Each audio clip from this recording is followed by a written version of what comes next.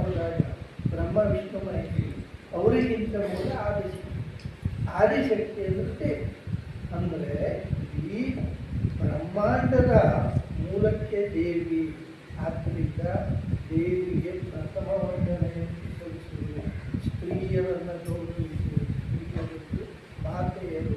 ಮಾತೆ ಹ್ಯಾಂಗೆ ಬಂತು? ಈ ಮಕ್ಕಳೆಲ್ಲ ಅಮ್ಮ ಅಂತ ಹೇಳೋದು.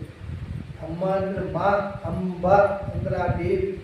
ಆ ಅಂಬ ಹೇಳೋ ಶಬ್ದ ನೋಡಿ, ಒಂದು ಹಸು ಕರುವಾಡಿದ್ರು ಫಸ್ಟ್ ಹೇಳೋದು ಅಂಬಾನೇ ಕರೀತಾರೆ.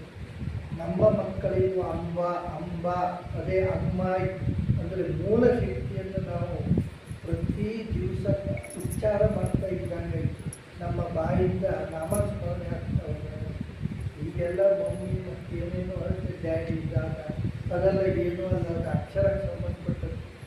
ಅಂತ ಹೇಳಿ ಇಂಗ್ಲೀಷ್ ಸ್ಪರ್ಧೆ ಆಗ್ತದೆ. ಕ ಟ ಪ ಇಲ್ಲಿ ಮಮ್ಮಿ ಇಲ್ಲೇ ಇಲ್ಲಿ ಬರಲೇ. ನಾಭಿ ಗರ್ಭದಲ್ಲಿರುವಾಗಲೇ ನಾಭಿಯೇ ಮೂಲ.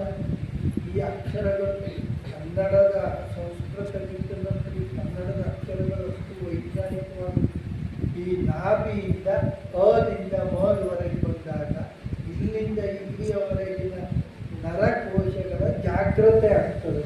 ಅದಕ್ಕಾಗಿ ಅಮ್ಮ, ಅಪ್ಪ, ಅಜ್ಜ, ಅಜ್ಜಿ, ಅಣ್ಣ, ಅಕ್ಕ ಇಂಥ ಶಬ್ದಗಳನ್ನು ಹೇಳೋದು.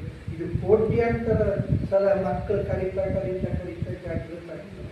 ಈ ನಾವು ಗಾಯತ್ರಿ ಮಂತ್ರ ಹೇಳ್ತೀವಲ್ಲ, ಈ ಗಾಯತ್ರಿ 24 ಅಕ್ಷರ ನಾವು ಉಚ್ಚರಿಸಿದಾಗ ಕಾಲಿನಿಂದ ತಲೆವರೆಗೆ 72,000 ನರಕೋಶಗಳ ಜಾಗೃತಿ.